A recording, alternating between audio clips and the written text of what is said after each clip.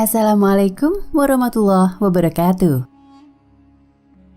Jarak antara Nabi Adam dan Nabi Nuh adalah 10 kurun, dan mereka semua berada dalam naungan Islam. Maksud dari kurun tersebut adalah generasi atau masa. Namun setelah kurun waktu yang baik tersebut berlalu, terjadilah sesuatu yang membuat masyarakat berpaling dari ajaran kebenaran dan menyembah berhala. Ujar Ibnu Katsir dalam kitabnya berjudul Qasas Al-Anbiya.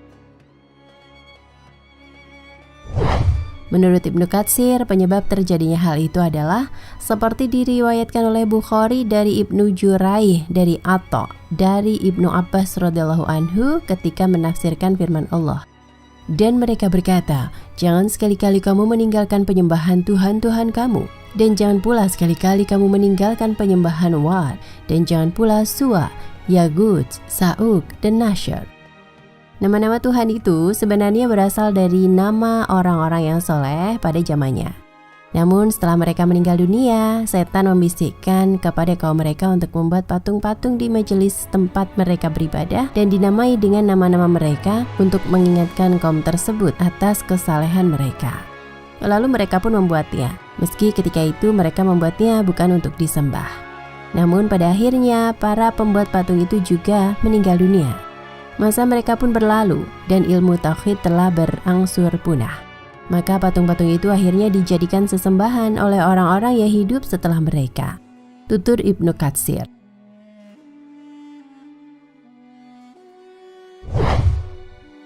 Ibnu Abbas mengatakan, berhala-berhala yang disembah oleh kaum Nuh itu juga menjadi sesembahan kaum Arab setelah itu.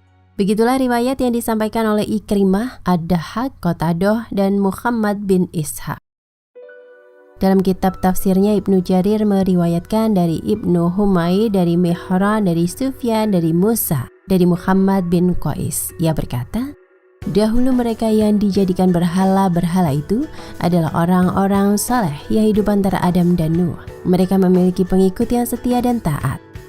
Namun ketika orang-orang saleh itu meninggal dunia, para sahabat yang selalu setia mengikuti mereka berpikir, kalau kita buatkan patung untuk mengingat kesalehan mereka, maka tentu akan lebih memberi semangat kepada kita untuk beribadah. Maka mereka pun membuat patung untuk orang saleh itu. Namun setelah para sahabat yang setia itu juga meninggal dunia dan datang generasi baru untuk menggantikan mereka, maka iblis pun membisiki, dahulu patung-patung itu disembah untuk nenek moyang kamu untuk meminta hujan. Maka patung-patung itu pun akhirnya disembah-sembah. Ibnu Abi Hatim meriwayatkan dari Urwah bin Zubair, ia berkata, Wat, Suwa, Yaqut, Ya'uq, dan Nasr adalah anak-anak Adam, dan Wat adalah yang paling tua dan yang paling berbakti kepada Adam di antara mereka semua. Ibnu Abi Hatim juga meriwayatkan dari Ahmad bin Mansur, dari Hasan bin Musa, dari Yakub, dari Abu Al-Mutahhar. Ia berkata, ketika Abu Ja'far yakni Al-Bakir sedang melakukan sholat, ada beberapa orang yang menyebut nama Yazid bin Muhalab. Lalu setelah Abu Ja'far menyelesaikan sholatnya, ia berkata, apakah kalian membicarakan Yazid bin Muhalab?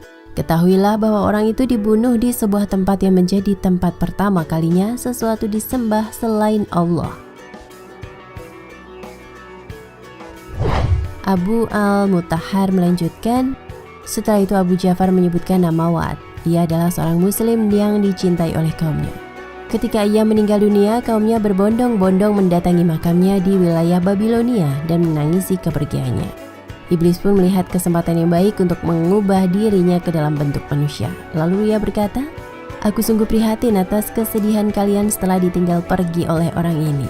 Oleh karena itu, apakah kalian bersedia jika aku membuatkan patung seperti dirinya dan diletakkan di tempat kalian berkumpul agar kalian dapat mengingatnya? Mereka menjawab, tentu saja. Maka iblis pun membuat patung yang mirip dengan Wat.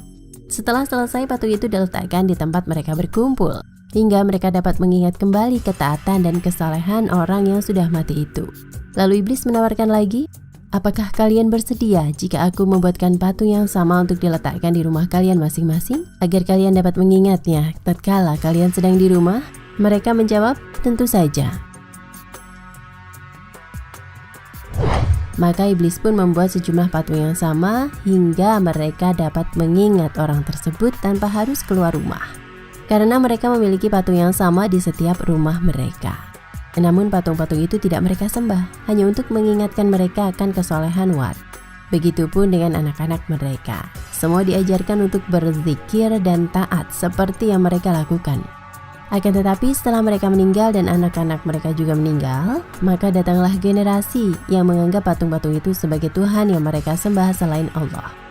Menurut keterangan di atas, ujar Ibnu Katsir, maka dapat diambil kesimpulan bahwa Wat adalah Tuhan pertama yang disembah oleh manusia selain Allah.